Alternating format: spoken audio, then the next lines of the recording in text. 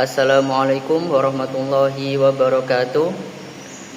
Perkenalkan, kami dari kelompok 7 akan mempresentasikan materi kami yang berjudul Teori Konsumen yang diampu oleh Bapak Dr. Juni Iswanto, SEMM.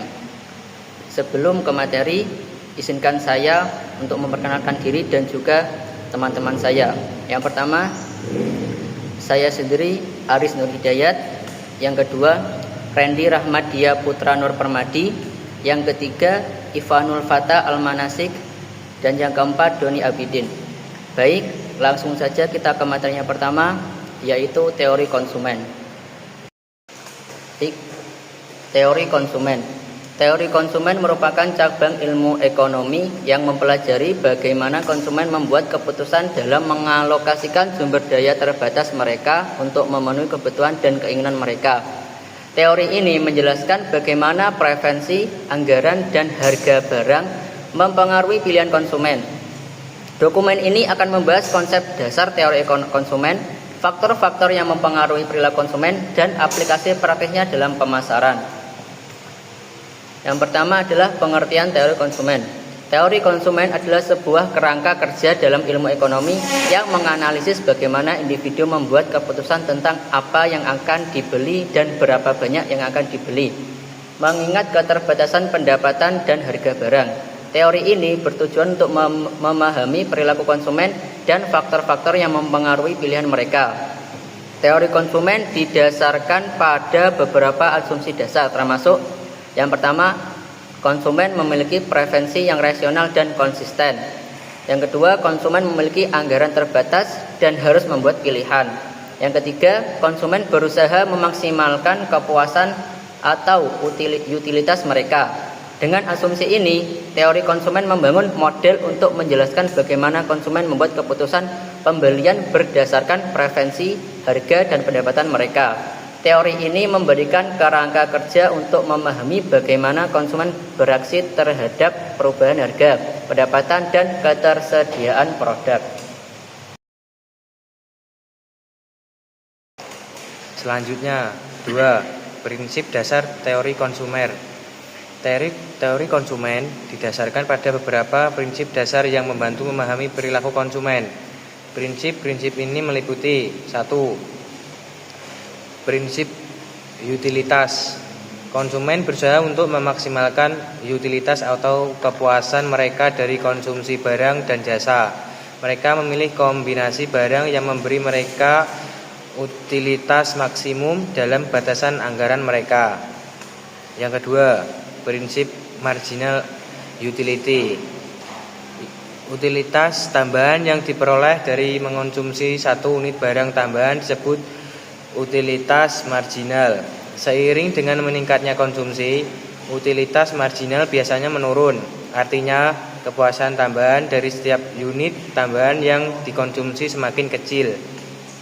Yang ketiga, prinsip substitusi dan komplementer.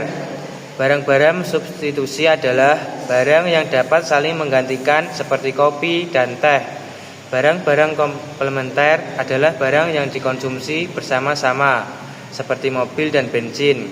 Permintaan untuk barang substitusi biasanya berbanding terbalik, sedangkan permintaan untuk barang komplementer biasanya berbanding lurus. Yang keempat, kurva indifferent. Kurva indifferent menggambarkan kombinasi barang yang memberi konsumen tingkat kepuasan yang sama. Konsumen tidak peduli dengan kombinasi barang yang berada di sepanjang kurva indifferent.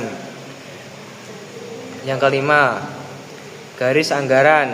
Garis anggaran menunjukkan kombinasi barang yang dapat dibeli konsumen dengan pendapatan terbatas mereka, mengingat harga barang. Prinsip-prinsip ini membentuk dasar teori konsumen dan memberikan kerangka kerja untuk menganalisis pilihan konsumen dan pengaruh harga dan pendapatan terhadap permintaan. Selanjutnya, faktor-faktor yang memengaruhi perilaku konsumen. Perilaku konsumen dipengaruhi oleh berbagai faktor, baik internal maupun eksternal. Berikut ini adalah beberapa faktor utama yang memengaruhi keputusan konsumen.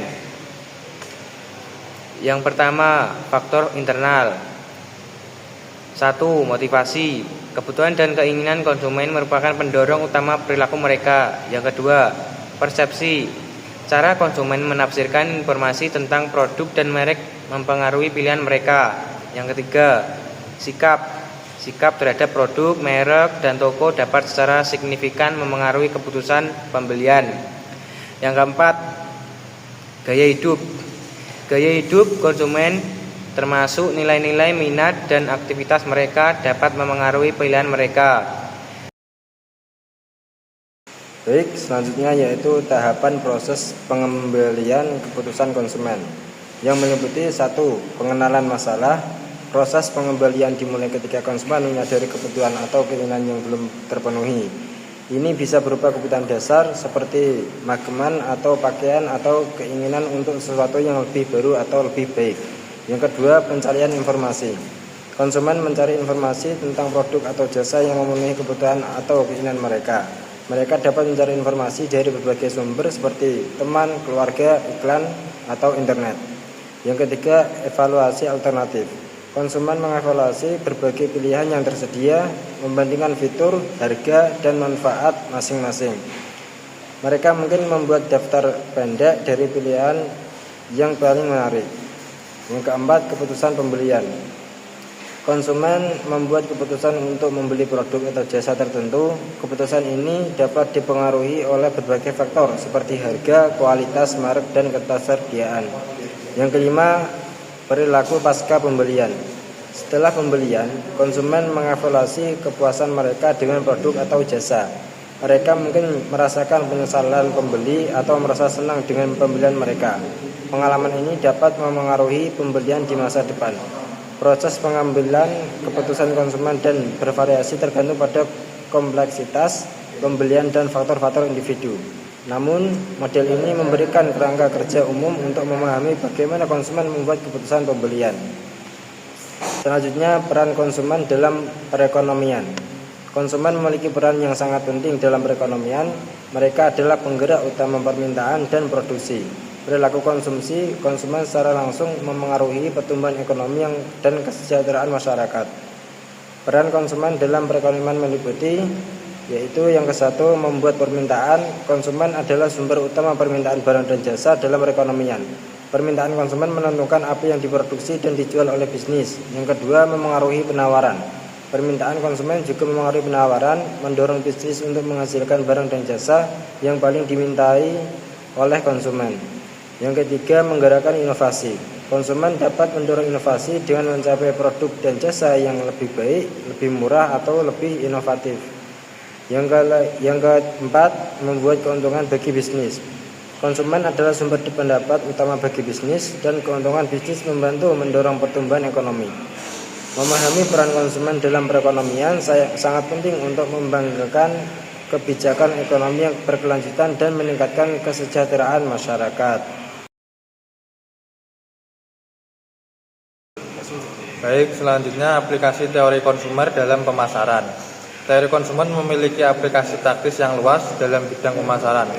Pemasaran menggunakan konsep dan prinsip teori konsumen untuk 1. Mengenal target pasar, memahami preferensi, kebutuhan, dan keinginan konsumen, memungkinkan pemasar untuk mengidentifikasi target pasar mereka dengan lebih baik. Yang kedua, memposisikan produk. Dengan memahami bagaimana konsumen mengevaluasi produk, pemasar dapat memposisikan produk mereka dengan lebih efektif di pasar. Yang ketiga, menetapkan harga. Prinsip utilitas marginal dan kurva indifferent dapat digunakan untuk menentukan harga produk yang optimal, yang dapat memaksimalkan permintaan dan profitabilitas. Yang keempat, mengembangkan strategi promosi. Teori konsumen membantu pemasar untuk memahami bagaimana konsumen memproses informasi dan merespon peran pemasaran. Selanjutnya yang kelima, membuat keputusan distribusi, yaitu memahami faktor-faktor yang memengaruhi keputusan pembelian konsumen, membantu pemasar untuk membuat keputusan tentang di mana mendistribusikan produk mereka. Aplikasi praktis teori konsumen membantu pemasar untuk mengembangkan strategi pemasaran yang lebih efektif dan terfokus pada kebutuhan konsumen. Selanjutnya yaitu kesimpulan dan implikasi praktis teori konsumer.